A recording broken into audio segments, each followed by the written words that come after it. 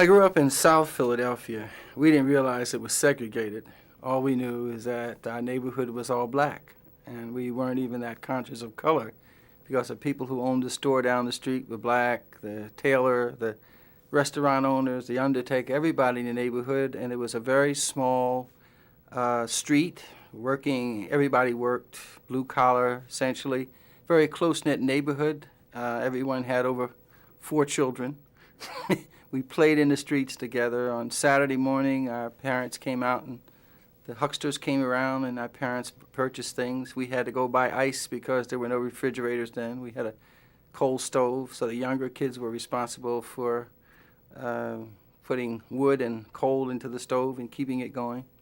And the level of interest in education was just profound. I mean, even to this day, I don't think I've ever had such a positive educational experience than I did in my first 6 years, because school was an integral part of the community. We had a black superintendent, a black principal, all the teachers were black. Many of them didn't live in the neighborhood either, contrary to popular belief. They were middle-income people who lived elsewhere, but their hearts and their souls were into those kids. I remember that 3rd grade and 4th grade plays were always conducted in the evenings so that parents could attend.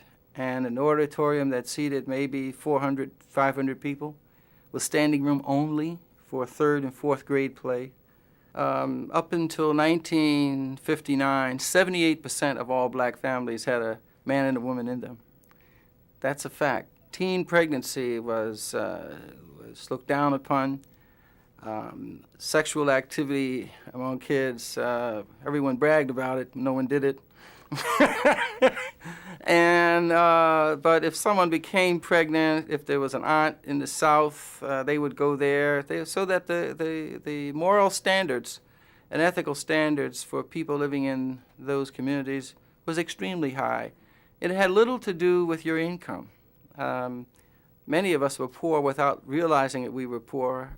During the war years, I thought everyone had one pair of shoes.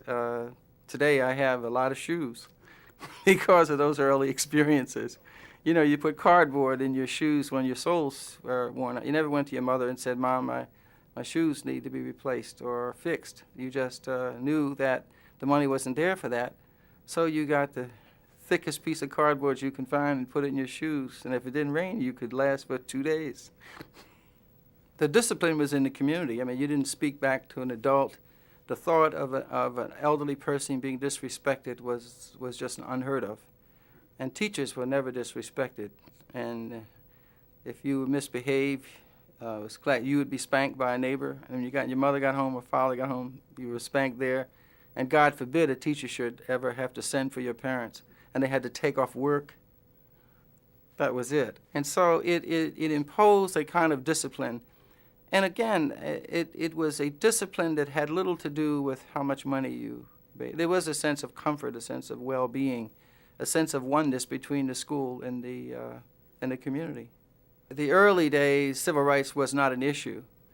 The black colleges gave kids like me, a high school dropout, who dropped out with 3 months after my 17th birthday, and then went into the military and got introduced to learning there, got on flying status, went to a really nice military school, learned airborne electronics, did some flying with the military, and then finished my high school education there, and was told that I could enter any college in the country because of my scores, but I lacked the kind of confidence. But the black colleges, my college, Cheney State College, I think reached out to me. It was a warm environment. It was almost a continuation of the kind of warm and accepting environment I experienced in the black schools in my native Philadelphia and my old neighborhood. Cheney was a continuation of that kind of loving experience, but it was tough. I remember I entered with 13 other veterans, and we were given some priority in admissions because it was thought that we were mature. Our grades weren't that great, And so we were placed on academic probation, but over half of us made the dean's list at the end of the first year from academic probation. Many of us who exercised leadership in the civil rights movement in the early and mid-'60s, integration was never our goal. We never saw integration as a solution to the problems. We were seeking desegregation. And I think confusion on that point has continued to erode the collective self-confidence of the black community today. Just a very confusion. You see, I fought against de jure segregation. That is, when someone absolutely forbid me to go into a restaurant or live in a given housing complex, I was just restricted by law. I remember when I was discharged from the military, coming home in 1958 and standing in Florida, only person at a ticket window, and have the man stop and wait on a white person. He waited on 10 white people while I was standing there. In the meantime, I almost missed a train and couldn't check my bags. That's what I fought against, the indignity of America's apartheid system. So integration was never an issue for me or for many others. Are you an idealist? Oh, absolutely. A flaming idealist who had this burning desire to change things, primarily because of my early experience as someone growing up in the South and then being sort of growing up in the North and then dropped in the South in the military, facing raw segregation.